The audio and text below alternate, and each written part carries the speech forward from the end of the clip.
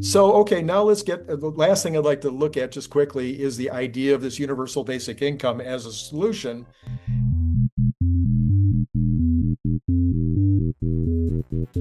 And I think the solution, I'm going to use the example I always talk about from when I owned my factory, that every November I would have to lay off because we were seasonal, bicycle business. Nobody buys anything from November to February. So we would lay people off, and people they understood the rhythm.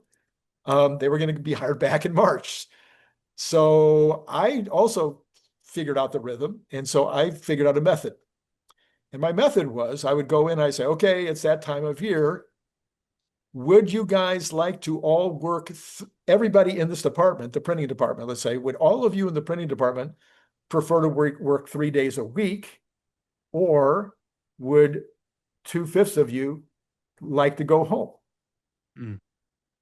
And so they would have a conversation, blah, blah, blah, blah. And it turns out because there was several women with young children, 2/5 of them would rather go home, get unemployment insurance, but come back to work in March.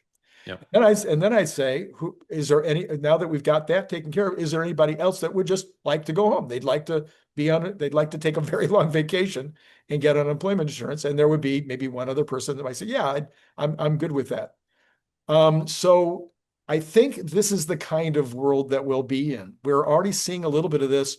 3% of women with small children have left the workforce this year. Mm-hmm.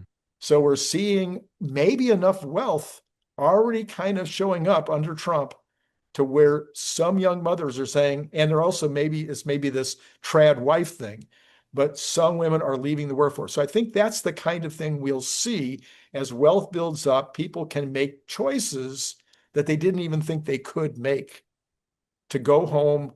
They don't need, maybe in each household, only one spouse needs to work instead of both spouses. Well, to extend this idea a little further, I mean, if we have a world where all jobs that people need to be in a factory for have been replaced by robots, then is there any need for anybody to work anywhere other than home? Right. Yes. Right. And in that case, other than for the socialization, the stimulation of ideas, etc. Sure. But you can create that elsewhere besides going to an office, right, or a factory. Sure. And to your point about how, millions of people became YouTubers and had their own media channels, essentially, right? Mm-hmm. Some smaller than others, some quite large, some have massive reach. Right. Look at Mr. Beast. Yes. Right. Does that idea then translate to virtually every job? That everything's decentralized. You no longer need companies to organize people. You no longer need HR to organize people. The AI does that. Right. And we all just become sort of independent actors in this economic system.